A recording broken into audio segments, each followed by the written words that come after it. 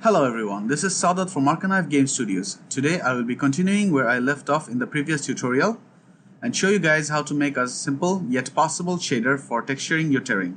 If you haven't seen the previous tutorial, I would recommend you to see that tutorial as it would give you some context on this tutorial.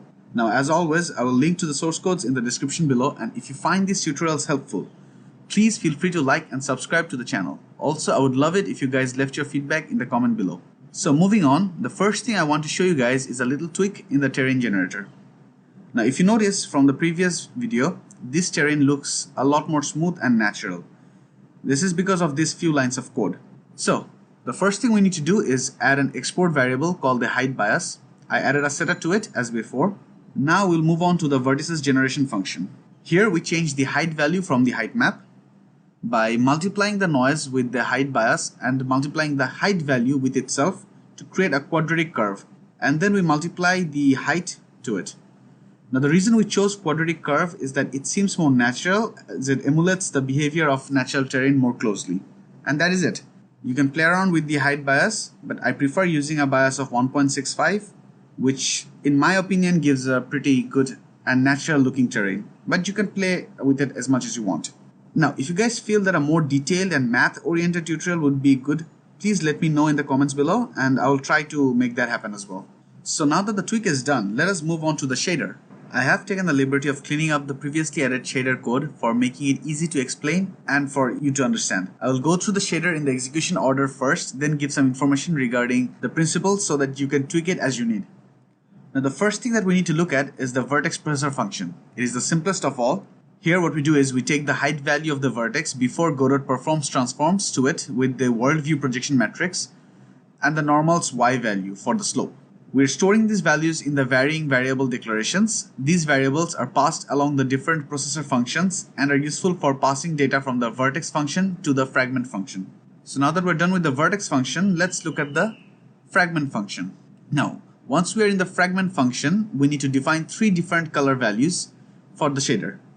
In this case, I'm taking the color values from the textures entered into the uniform variables, the grass texture, the dirt texture, and the snow texture. The uniform values allows you to specify shader parameters from the editor so that you can tweak it without having to rewrite the shader codes. It is quite helpful to keep all of your tweakable values as uniforms, as you can see here. Now getting back to the fragment function, we take the color value at the UV coordinate and multiply it by the scale factors to get different scaling for the textures. So now that we have the color values ready, it is time to mix them. The first thing we need for this mix is the slope of the terrain. This is because we don't want much grass to grow on steep slopes, as the steepness doesn't allow grass to grow in naturally. We find the slope by making a call to this function. Now what this function does is that it takes the difference of the normal's y value and subtracts it with the direction up, which is the vector 1. So we're subtracting the y values of the world vector with the y value of the terrain's slopes normal. Alright, so this gives the slope of the terrain. Now what we do is we square this value and multiply it by a slope factor. I'll explain the need for this slope factor a bit later in the tutorial, but for now just know that this is necessary. So once we have the value, we clamp it between 0 and 1. This is a very important step because the way the whole function works, if you do not clamp this value, it will give you weird mix values and you'll get a very odd color. So make sure to clamp this value. Now what we do next is that we take a mix of the grass and the snow value. How this function works is that it returns 1 if the current height is greater than the snow and returns 0 if the current height is less than the grass thresholds. If it's in between, it will return the percentage between the snow and the grass thresholds. So now that we're back to the fragment function, we start mixing the colors. First, we find the mix between the grass and the dirt. The order of the mix is important here, as choosing the different order will give you grass on the slope and not on the flatlands. So make sure that you maintain this order or you inverse the mix value. Next, we mix the dirt with the snow texture to create a whitening effect on the dirt. Now here, this is more of an interim value which allows us to get a smooth white gradient from the top to the snowless areas. So this is basically to shade the slopes a bit whiter, even if there is no snow piled up on it. Next, we mix the actual piled up snow with the previous mix to create the areas where we have snows being piled up. This is the same thing as the grass mix, but with snow. And finally, we mix the grass mix and the final snow mix together by the snow mixing percentage and output the final color value in Godot's albedo value. Now, once you've done this, you'll see that the terrain instantly looks a lot more realistic than before. But this is not the end of it. There are quite a few more tweaks that can be done here, and I will describe those in the next tutorials. So let's get back to one of the things that I left unanswered, which is why do we need a slope factor? Now, if you would see, if I set the slope factor to 1, we have the grass and the dirt mixing very smoothly. In fact, it is so smooth that they just blend together.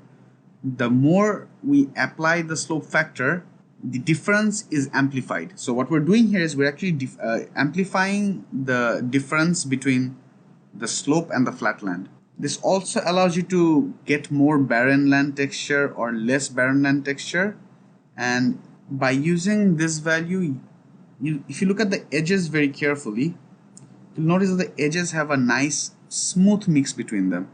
Now, if I didn't have this, and instead if I just gave a 0 or a 1 value by threshold, it would be a very sharp cut, and that instantly looks very cartoonish. So in order to have a bit more natural feel to this, we applied this slope factor. Now, for me personally, I like the slope factor value of 64, as it gives me, in my opinion, a very good mix of the grass and the dirt textures. But you can feel free to play around with it as much as you want. Obviously, refrain from using very small values. I would say a good range is between 8 and 64. If you stick within these ranges, you'll have a pretty nice mix of the grass. Okay, so now that this tutorial is done, let me show you a preview of what I'm planning on showing in the next tutorial. In the next tutorial, I plan on showing you how to take this terrain and add daylight or day cycles to it, so that you can have pretty much the basis of a 3D game environment setup. And that's it for today's tutorial. I hope you liked it, and as always, I'll try to post tutorials every week.